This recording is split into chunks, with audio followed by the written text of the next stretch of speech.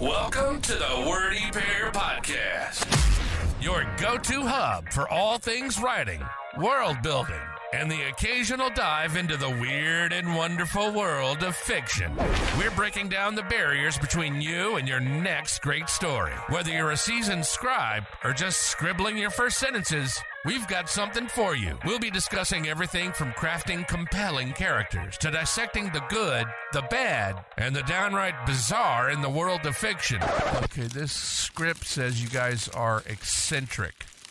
Isn't that just a 3-syllable word for weird? No offense. So, whether you're in need of inspiration, a good laugh, or just a couple of weirdos to keep you company on your writing journey, you're in the right place. Thanks for tuning in to the Wordy Pair Podcast.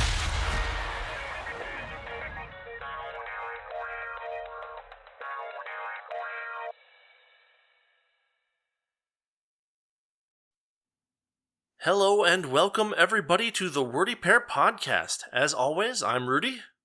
And I'm Justin. And today we're going to be talking about something kind of fun. Basically, we're talking about endings, and more specifically about endings, about people who dislike endings to their stories.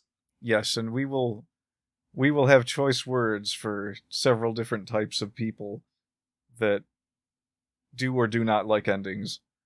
Right. So well, I should probably preface this with saying that this is not a pro or anti endings in stories conversation. Well, this is specifically every story has an ending. But yes, in some way or another. In some way or another, whether it's done in detail or abruptly, whether it's done well or poorly. Or whether the author dies. Whether the author dies and doesn't ever actually finish it, and you get this random cutoff at the end of the story. These are all things that can happen. But there's a certain class of people that seem to want the action in their story to constantly go up and up and up and up and up. And then as soon as the action tapers off or starts to fall away, as is traditional in a story, we've got falling action or denouement and things like that are, common parts of story structure. There are people who seem to get maybe I'm going to say it, irrationally angry about endings that take longer than a very, very short time. And here's why I'm going to say irrationally. If you get a book or a movie or a video game or any sort of media and you consume some portion of it, and at some point you decide that you're not interested in what comes afterwards, you are always free to close the book, to turn off the movie, to switch off the video game, and go about your merry way. There are books that have appendices in them, and you never, ever, ever have to look at them, even though they are part of the book. And that is the same is true of endings. They come at the end, after you've already done everything else that there is. And with a lot of things, like especially books, where you can see oh yeah, the amount of pages left in this book are getting kind of thin, you can usually figure out when you've reached the ending of a story, as far as you care about it. And the fact that there's more pages there is not really a reason for you to necessarily go on if you're not interested in what happens afterwards.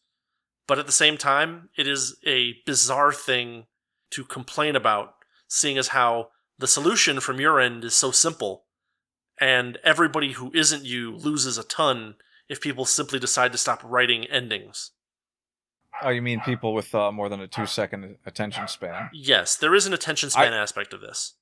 For personal reasons today, I will be exceptionally cruel to people about this topic. And if there's any sound that you hear in the background, it's because of Justin's local situation. There is a festival that happens every year around this time, and so if noises are being picked up by my microphone, including a dog barking at people passing by constantly in the street, we're just going to deal with that. We're just going to run with it. You may hear it, you may not. It'll depend on my audio processing and how well it goes, and how much it infringes on actual audio. Yeah, consider this the rising action, and then everything from now until next year is just falling action right up until... No, don't say that. People stop listening. Oh, yeah. Okay, good point. Yeah, so if I recall, we added this topic to the list because I was talking to you about the ending to The Lord of the Rings and how some people, specifically the movies, how Yeah. some people thought that the final movie, the ending dragged out too long. Mm-hmm. I went into it expecting it to be a bit of a slog to get through the very ending. And it did go on for a bit longer than you might have expected for the ending of a movie after all of the real action has taken place. But it did not go on for as long as I felt people had built it up to, and I Yeah. didn't see a problem with any of it. I liked most of what happened to it. It happened in the ending, and again, I don't know if all of this happened exactly like this in the book, but I actually got a kick out of the very ending where, it's like, oh, you people are going to go with us to the Elven land, and I interpreted that as, oh, what's the elf guy's name? The dude fella that we're just going to call him Mr. Anderson. So Mr. Anderson, when he takes everyone on the boat to the Elven vacation home or whatever, the Elven villa, Elven Sugar Candy Mountain. yes, I kind of interpreted that as, all right, you people are all damaged goods. Get on the boat. Basically, yes. So yeah, I had seen a lot of people mention that they didn't like that very much, and that's no big problem. I mean, it was a very long ending, but it was a long ending valid to have that perspective, but at the same time, it's a 20-minute ending for a 12-hour saga, and yeah, it's not like it's a huge amount, and again, it's not like they do something bizarre like introduce new characters and have those characters go on a 10-minute adventure and call that the ending. What they do is they tie up the loose ends. They show that the various characters who survived, what's going on with them. They show you what happens with Frodo and Gandalf. They show you what happens with the elves. They show you Aragorn being crowned king. There's some good stuff in there. It's not action, but there is good stuff in there. Yeah. And so this was one of these things where it's like the solution for people who don't like endings is so simple, and the solution, and yet they seem to be pushing a much more difficult solution, which would be the abolishment of endings from stories, or some kind of like notification that like, hey, the action's done now, you can go away if you feel like it, kind of thing, which could be done, but like it would feel a lot like one of those Japanese closed room mystery stories where like, okay, you have everything now, you can solve the mystery, and you're like, what? Okay, Mr. Narrator. Thank you very much. Yeah, there's a certain level of ending that's necessary for any given story. Like, I can give an inverse example of this. Sure. The movie Drunken Master is my favorite kung fu movie. Okay. And in it, there is a particularly good set of like fight scenes and training sequences up until the very end of the movie, where the main character's father is being attacked by an assassin who had previously in the movie beat up our hero. Yeah. And our hero undergoes training in the Drunken Fist and reconfronts this villain to save his dad. Mm-hmm. And the last fight, generally in kung fu movies, there's a bit of a drawn-out battle at the end. It lasts about usually 5 to 10 minutes, and in some extreme cases, a half hour. Yeah. Looking at you, half a loaf of kung fu. And the fight concludes. This was a Jackie Chan movie, so it's Jackie Chan stumbles away the victor, having killed the enemy, having killed the bad guy, and he stumbles towards his dad, gives him a big hug, everyone pats him on the back, and then the end pops up. Because that's all the ending you need for that kind of movie. Sure. In general, there wasn't much story to it at all. There was just a very basic story of a rabble-rouser who learns a bit of discipline by doing martial arts and then becomes a hero at the end. Yeah, pretty simple story. That's the extent of it. Sure. So you don't need a lot to wrap up there. You don't need the 20-minute long Lord of the Rings ending for Jackie Chan's Drunken Master. Even Drunken Master 2, which had a consider. I imagine Jackie Chan walking up to the to quote unquote his father, and he's like he almost collapses from being so tired, And his father grabs his shoulder and says, "No, you bow to no one." It's amazing that I was probably going to make that exact same joke. We've gone over this before. We have the same thoughts an unsettling number of times. It's just one person doing different voices. It could be. We actually, and by we, I mean I memorize a script and I record one half of it and then I record the other half of it so it sounds like two people talking over each other. Yeah, that's exactly right.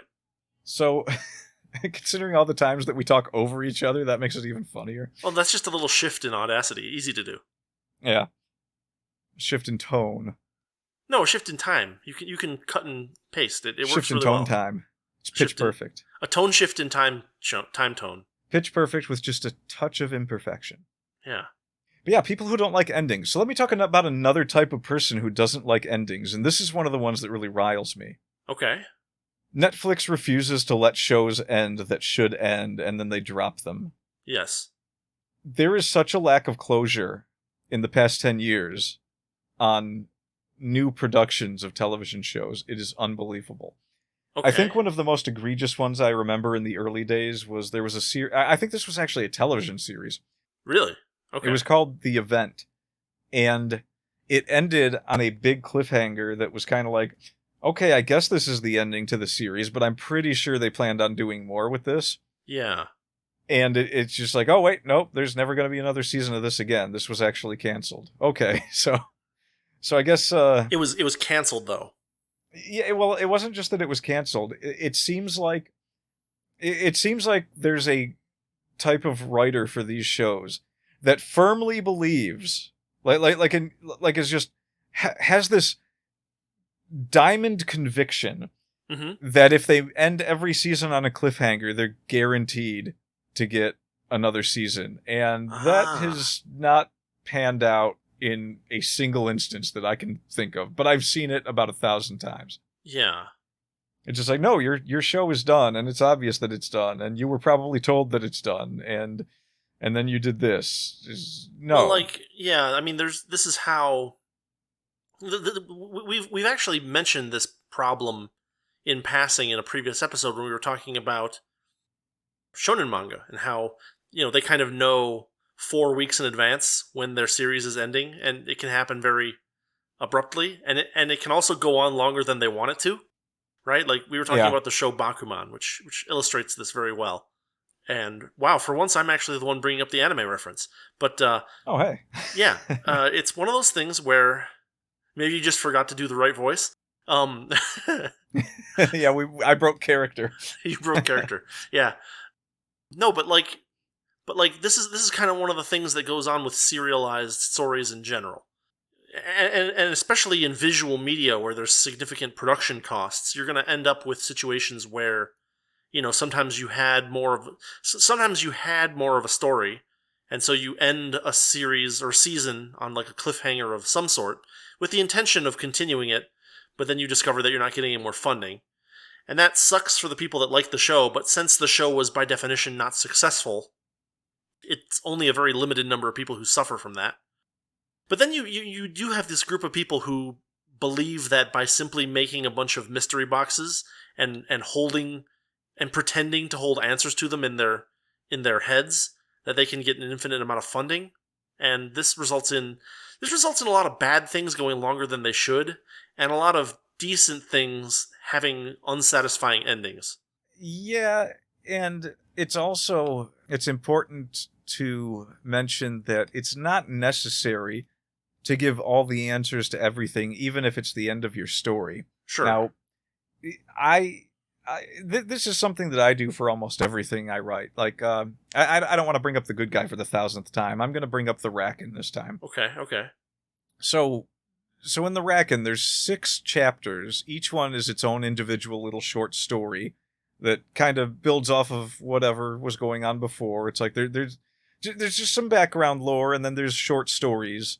And the very last one, I had a little ghost story. Yeah.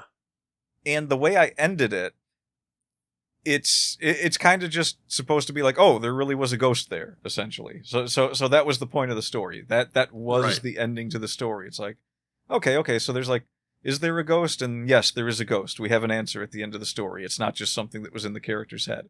Right. But the way I presented most of the 6 stories in that book, 2 of them in particular, including that last one, kind of mentioned things that implied that there could be more future stories without directly saying, oh, we're going to pick up right from here. So I actually know what I want to write to pick up from that point, but I could leave it as it is, and the few things that went unanswered are just little bits and pieces to give the reader something to run with their imagination with. Yeah. It doesn't have to. It doesn't have to be an ending, that's just but world it building, is. right? I mean, how if that's not world building, what is it? Well, I mean, I bring it up particularly because one of the reviews for that book was someone saying, I love the cliffhanger it ended on, and I can't wait to read the next one. And I think I mentioned this before, but I was kind of like, oh, I hadn't actually considered doing the next one yet. I wasn't sure if I was going to, but maybe I should. Yeah. So yeah, it's good world building, and I like to do that in every story. But the important thing to remember is that when you leave something hanging like that, it can't be the biggest mystery. It can't be the most important thing. It just has to be like an extra tidbit. Well, so here's unless the thing: you're planning on writing I'm the going next to part. modify that a little bit because you can because for things like where you're just writing a book, right? Yeah. There's nothing stopping you from putting out the next part if you actually intend to do so, right? Right. When you're talking about something like a television show, something that has a budget of several $1 million, say, it is certainly possible that there's just no funding for the next part. In which case, you need to be careful that your ending is not just an empty cliffhanger. There has to be some things that are satisfied at the end of each chunk of television show that is funded, because it's possible that you aren't going to get funded for any more of it, and so.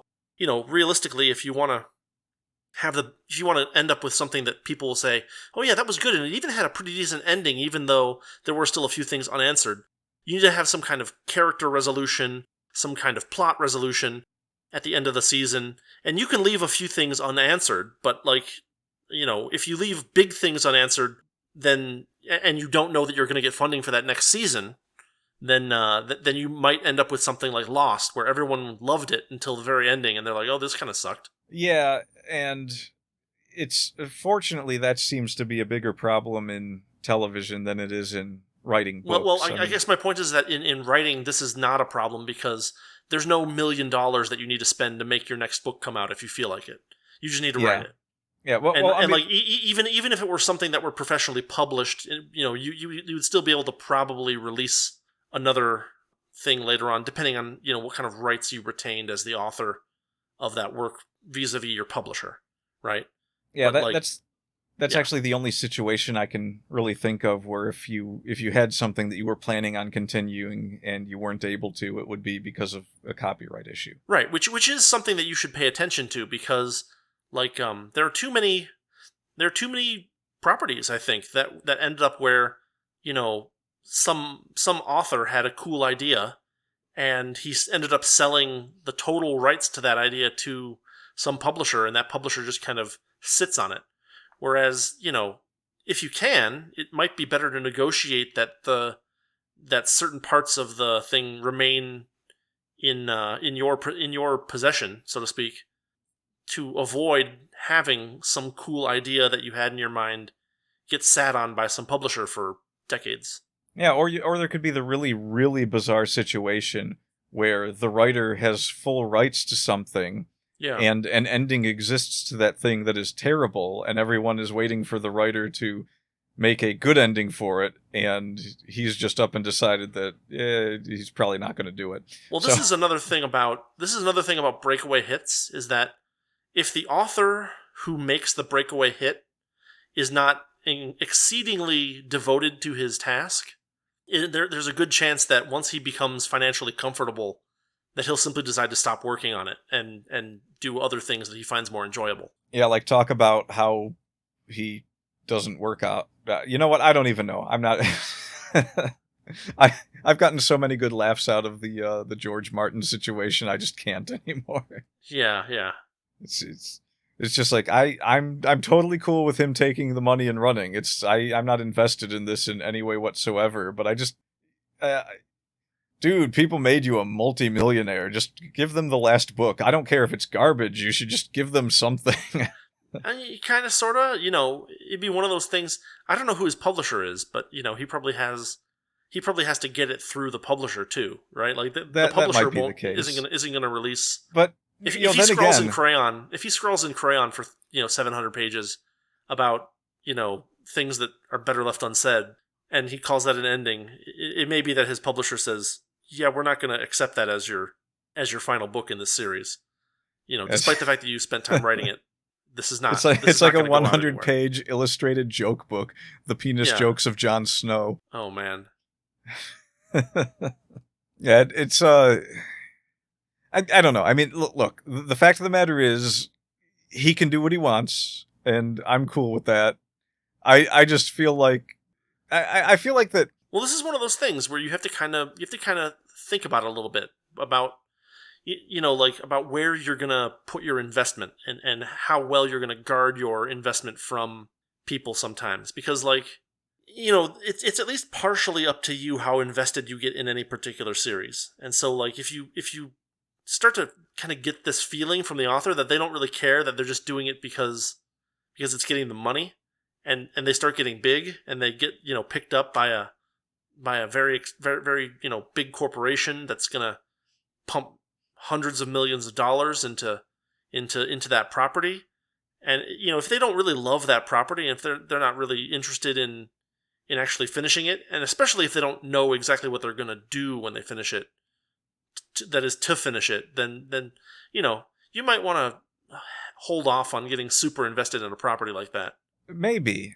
Again, if it's a property that you're that invested in, and I got to think that to some degree, I wouldn't be happy with the ending that someone else wrote for my story being the only one left out for anyone's that's my point though. Like, what if you just really don't care? Well, I mean, I don't. I'm not invested in the books because I've never read them, and I hated the show. No. But you're invested in your books. Yes, is my point. My point is, what if some creators are not invested in their creations?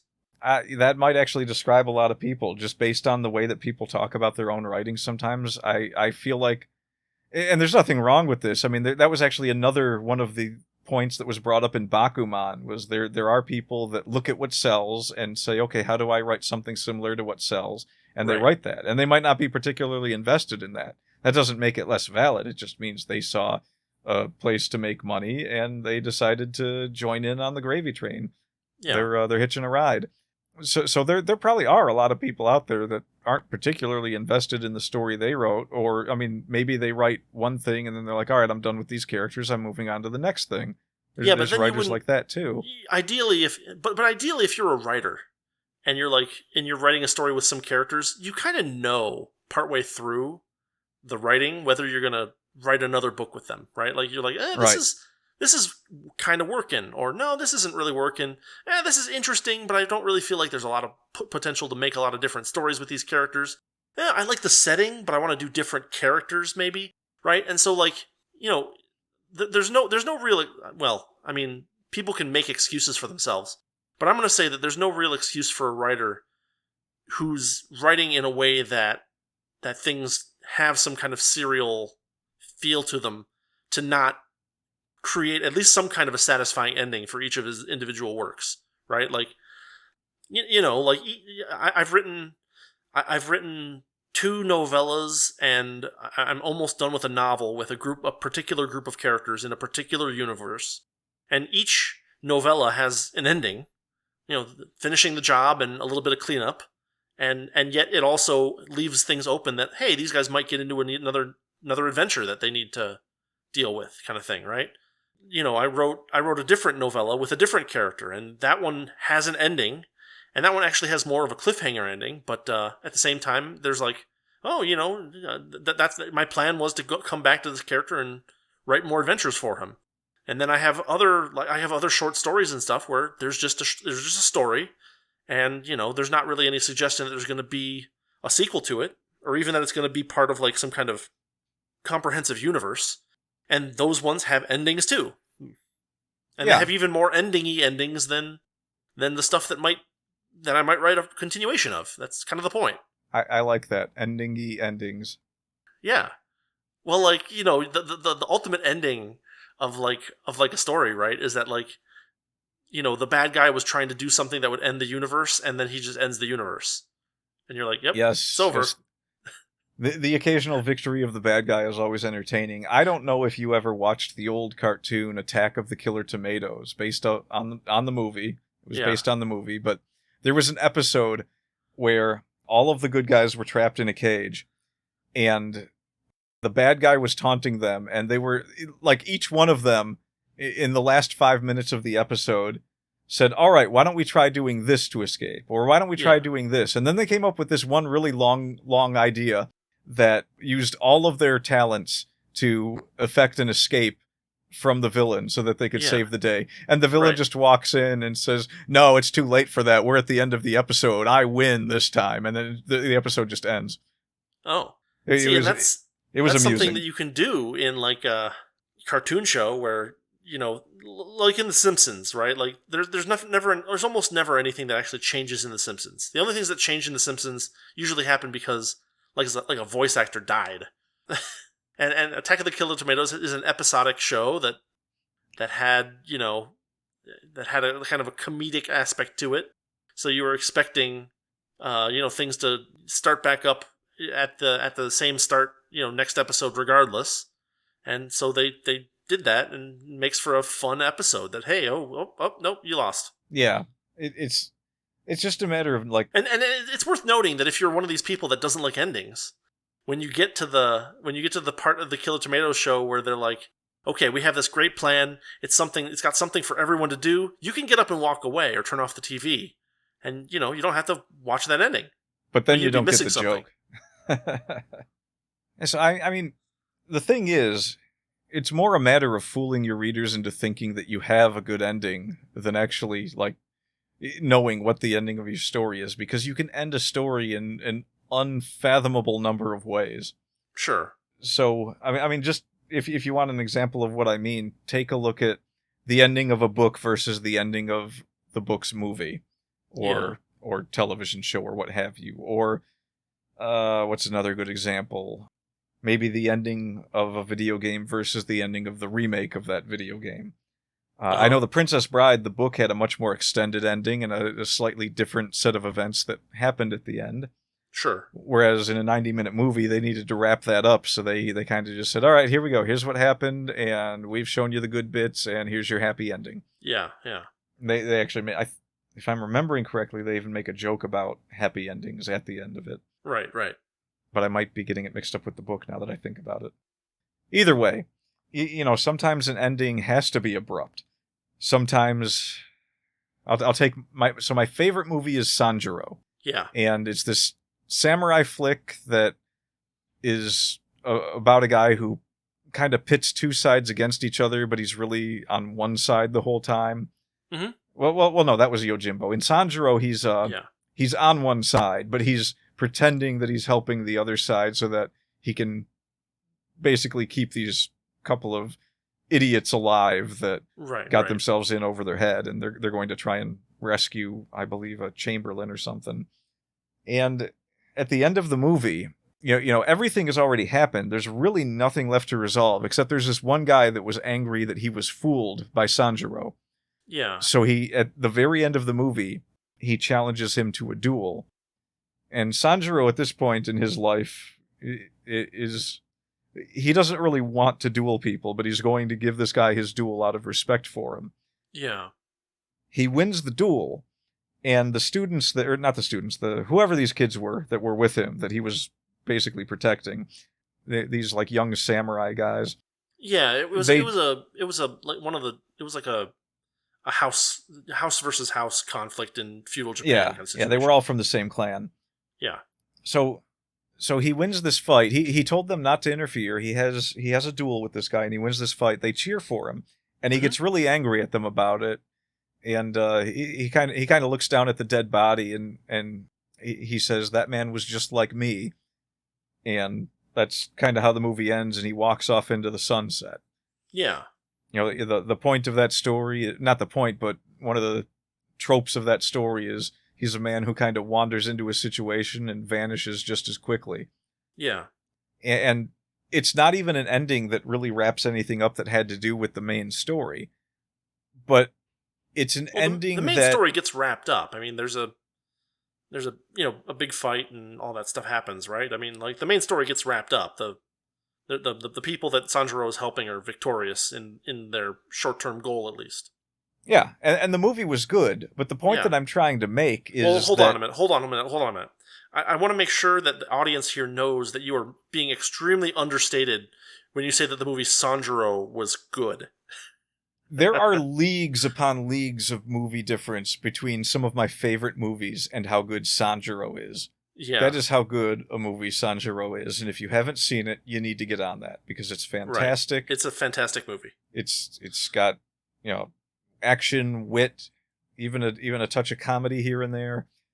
And if you want a little bit less of the comedy and a bit more of the action and, not witty dialogue, but the character himself is very, very witty in the sense of wisdom and intelligence. Yes. Right. And he makes his decisions based on calculating how events will turn out, based on how he acts. And a realistic assessment of what changes he can make to what happens. Yeah. So this movie it's a really good movie to watch all the way through. And the thing about having that duel at the end is that it's another satisfying thing that concludes a character arc for a character that wasn't even really all that important, other than he was kind of the mere opposite of Sanjuro in the movie. Like, what if Sanjuro was on the side that was kind of wicked? Well, there's a certain... I mean, he's kind of a sellsword. So, there's a certain series of events that could have happened that could have just as easily had him on the other side. He just happened to stumble upon these poor guys as they were plotting basically a hopeless, attack on this enemy of theirs. And, he decided to help them out. And he could have just as easily been on the other side.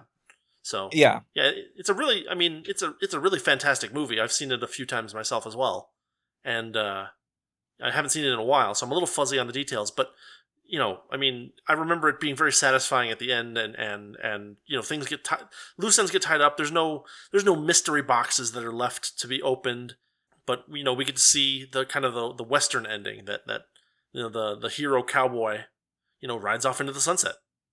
It's not just that. There's a bit more of a point I was trying to make there. Okay. You could watch that whole movie and watch the final fight scene, the big fight scene at the end, and then there's a little scene where the head of the clan is like, they're all like, we need to get this guy to join our clan after all he did for us, and the head of the clan is like, no, I've met men like that. He will never wear that uniform. Right. He's too much of a free spirit. And they could have had Sanjuro walking off in the sunset after that. It would have been just as great a movie to watch in that case. But they added that duel at the end, this last piece of closure for this other character, and that's the thing. It's like, no matter what you do with your ending, you're kind of just fooling people into thinking this is your ending. Because you could have had that ending, you could have had the ending where that didn't happen and he just walks off and you never see him again. And each one would be satisfying. Well, I think that if a person looked carefully at it, they would say, oh, well, this hypothetical ending you're talking about is less satisfying because there's this other character whose arc doesn't get finished, right? Maybe, but the thing is, you as the writer get to pick and choose your endings. You get to decide, like, what do I think is the good ending for this? And whatever you go with, that's... The rest of what happens from there out, the opinions of how good it is will be based on how readers like it. So you're not. Oh, this is another one of those things where we did that episode on hang-ups. Yeah. You're not going to write the perfect ending is kind of where I'm going with this.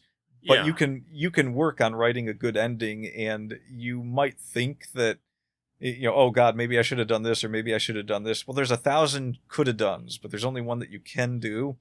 Yeah. And it's just a matter of, did you tell the reader the things that you wanted to tell them? Yeah. Because clearly at the end of Sanjuro, the person who wrote it wanted to tell the viewers that, yes, there was this final thing that just needed to be concluded between these two men who were very similar. And just one more, maybe not moral lesson, but but maybe something to reflect on. Kind of a right little at bit the of end the movie. philosophy, Yeah, a little philosophical. Because it's very easy for people who are on one side or another of this thing to kind of see things as black and white, and then you just have some poor guy who gets pulled into one side, and you don't always get the full story with these kind of things, right? Like that's part of the lesson, I guess. Yeah. So the question we have to ask then is, how could anyone hate that? Why would you hate having those endings? Well, it would be a different story if they had. Okay, so Sanjuro is not a super duper long movie. It's what, like a 2-hour movie, maybe a little more than that. It's not like it's crazy not even long that much. Not even that much. So I mean, like if they had spent 40 minutes talking about some bit character that didn't really have any development in the story, and then going on and on and on about them for 40 minutes, I could understand someone saying, "Well, this seems to drag on, and nobody cares about this guy, but all of a sudden he gets top billing for the last 40 minutes of the movie, right?" Like you can definitely, people who are looking to criticize something will find ways to criticize it, but like there are certain ways to leave yourself more or less open to that, and having your ending tie up loose ends without, and having your ending be an ending without trying to tack on an additional story at the ending, are both ways to do that. If you're writing an ending, if you've got an idea for some kind of little side story, the place to put it is not right at the end when the main action is over. The place to put it is probably to integrate it earlier in the story, so that instead of the reader saying, "Oh, this character," you have a situation A where what's going to happen is the reader's going to say, "Why is this bit character that I don't care about getting so much top billing right at the end of the story?" Versus, "Oh, this character seems like a bit character, but they're actually getting some good development here in the middle of the story, and that's the place for that rather than right at the end." Yeah. Like there's definitely a craft to be made here, and there's definitely objective judgments that can be made about endings, and evidence that can be put forward to determine whether an ending is better or worse than other similar but hypothetical endings to the same work. Yeah, and as much as we'd want to say that that's all very opinion based, I think that there's a level of mixing certain types of storytelling that everyone can agree would raise some eyebrows. Like if that guy had shown up at the end of Sanjuro, and instead of a duel, he walks up and he's like, "Hey, watch this," and he's like pulls a little girl aside and gets down on his knees and starts playing patty cake with her, and then Sanjuro just shakes his head and walks off into the sunset. I think it would be fair to say that ending left a little bit to be desired and kind of was confusing. Well, it's a massive tonal shift right at the end for no really good reason. It turns to surrealism out of nowhere. Right. The other thing to say would be, I mean, technically speaking, Sanjuro is a sequel to Yojimbo, right? Weren't there 3 movies in that series? No, there was just those 2, and I believe that Yojimbo was based off of a book called Red Dawn, and then Yojimbo is the movie that I believe A Fistful of Dollars was based off of. Okay. And I don't know if there was any similar situation with Sanjuro, but Sanjuro was supposed to be a sequel to Yojimbo, but it was a standalone movie where, I mean, I saw that one first, and you didn't have to see Yojimbo to understand it. No, it's just that the character calls himself Sanjuro in both of them, and it's the same actor, and yada yada yada. But the point I think I'd like to make here is that, in theory, if there had been plans for a third Sanjuro movie, then what could have happened at the end instead of the duel was that Sanjuro walks off, and then the other guy, you get one last scene of him saying, I'm gonna follow him, or I'm gonna get him, or maybe he sees the light of his way, or something like that. There's all kinds of different ways you could end that with that other character, assuming that you were going to make a sequel, but that would leave that loose end, and would leave people, wanting more, assuming that it was successful. But I don't know. I mean, it's one of those things where it might have been better to end it rather than to draw it out in hopes of getting another movie made, especially if like the creators didn't have an idea for another Sanjuro adventure. It's a level of I don't know if intuition is the right word here, but I mean, you're intuition's close. You're a writer. Your job as a writer is to throw things at a wall and see what sticks initially for you, and then to think about, but is anyone else going to care? I mean, maybe just a little bit. Like you don't have to really let that weigh on your mind. In general, there's at least one more person in the world that will enjoy something that you're enjoying. I mean, if we're talking about writing for commercial purposes, then thinking about what other people are going to want, at least some sector of people somewhere, is going to be a significant part of your calculus. And the question of whether there's a good reason to continue it is another part of your calculus. Like, again, we're trying to deal with people who are writing not just for the fun of writing, but for people who want to write to, have their stories find an audience. And if you're and boy, writing did they come to the right people for that. Whew. Right, right. But no, but seriously, I mean, if you the more interested or motivated you are to gain an audience, the more you need to think about what your audience is going to think, who your audience is, how you're going to find that audience, or rather, how you're going to help them find you. And creating a bunch of stories that have unsatisfying endings is perhaps not the best way to do that. Yeah, and I mean, I guess it would be a little sad if there was someone out there who just like their ideal ending is always one that everyone else hates. Yeah. Obviously, that's not going to be... I mean, look. What's the best way to put this? If you're like the one guy in the world that likes pounding nails into your toes, mm-hmm. there's at least one other person that will respect that. But virtually nobody else. You're not going to have a big audience for the nails through the toes thing. So if there is a person out there who is just so unable to imagine what other people might like for an ending that they put out the worst endings consistently, and even then, like at the very least, there will be some obnoxious academics who are like, "Oh, there's something deep and profound about this ending that people don't generally like, but we can write an entire book on why it's actually a good ending," and then they just basically bullcrap their way to reasons why. So like even so, I would say that if you're writing just for yourself, all bets are off, no holds barred. But if you're actually writing for an audience, if you can only consistently write endings that nobody likes and nobody wants to read and nobody will read your stuff, then you might not be cut out for a writer is the best advice I can say. And you might want to consider just writing for yourself and for fun, because because if you just don't get it, you just don't get it. But I really don't think there's people out there that. Well, I mean, but there are some pretty standard, things that you can say about endings that work, and that's that, they don't drag on for too long, but they do take a little bit of time. They tie up loose ends if there are any. They provide answers to any mystery boxes that haven't been answered in the main action. Any characters that had major development, you get to see the result of their development if there is any. Like there's definitely things that you can write down that are kind of like, if not objective, mostly objective elements of a good ending to a story. And of course, there are people who will drag out their ending thinking that makes it better too, but there's a limit to how good that can be as well. And, there are people that get really mad when there's any kind of, reduction in action for more than 2 pages. But generally speaking, it's far easier for them to satisfy themselves by putting the book down than it is for you to satisfy the rest of humanity by writing a decent ending and letting them put the book down. No, 3 more throwing stars came out of nowhere. Ninja assassins everywhere. Yeah. Poof. Smoke bomb. Those will be the last words of my next novel. I'm just going to write a book called The Ending, and it's just going to be 5 people in an elevator reflecting on the events that were actually interesting from the previous day. Uh-huh. And then they all shoot each other? No, then it's just like they lived happily and the ever elevator after. Door opens and they all get out? Yeah, the elevator door opens and they lived happily ever after on the 3rd floor. I mean, I guess they could. And then someone challenges someone to a duel.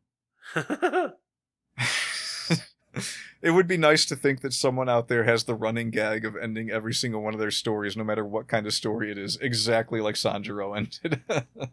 To hell with stories, chapters. I don't understand. This is a legal drama, and you have the defendant lawyer challenging the prosecuting lawyer to a duel at the end of this first chapter. Oh, yeah. No, correction. That's going to happen in every correction. chapter. The first chapter was a legal drama. The second chapter was drag racing in the streets.